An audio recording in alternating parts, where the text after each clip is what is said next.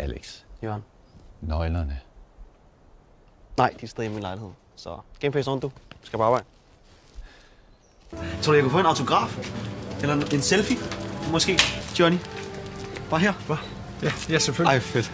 Det er bare... Ja, lige deroppe i kameraet. Ej, undskyld. Vi prøver faktisk lige at sidde og have en privat samtale. Men det er jo fantastisk. Hvor dårligt med mig. Så er der hotter. 2 for 50. Ja. Men for en 10 ekstra. Nej. Jo! Helt sikkert. Jeg kunne ikke stå imod. Sådan. Så du har købt 6 pølser i alt? Ja. 3 pølser til hver? Ja. Nu har jeg sagt ja, ikke? Så vi finder bare en anden dag.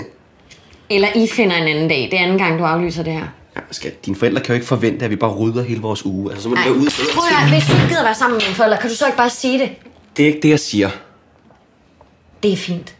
Gå hjem og vær sammen med dine drenge, og så besøger jeg selv mine forældre. Skat, så...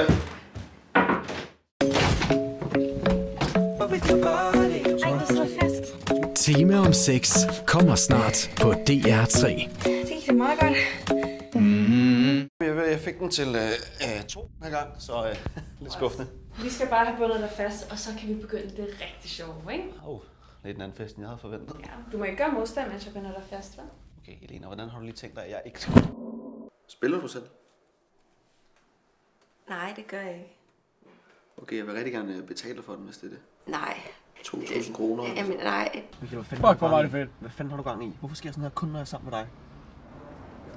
Det var sgu da sjovt, mand. Det er ikke sjovt. Det er bare fucking lort.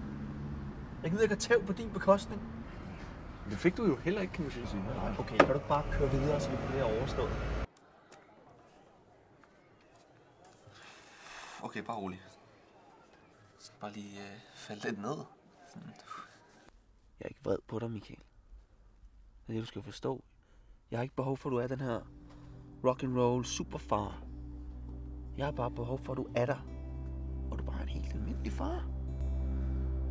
Du skal jo digte. Nej, har du fået dem? Ja, Robert gav dem to. Typisk ham. Jeg har svært ved tanken om, at du aldrig kommer til at møde dine børnebørn.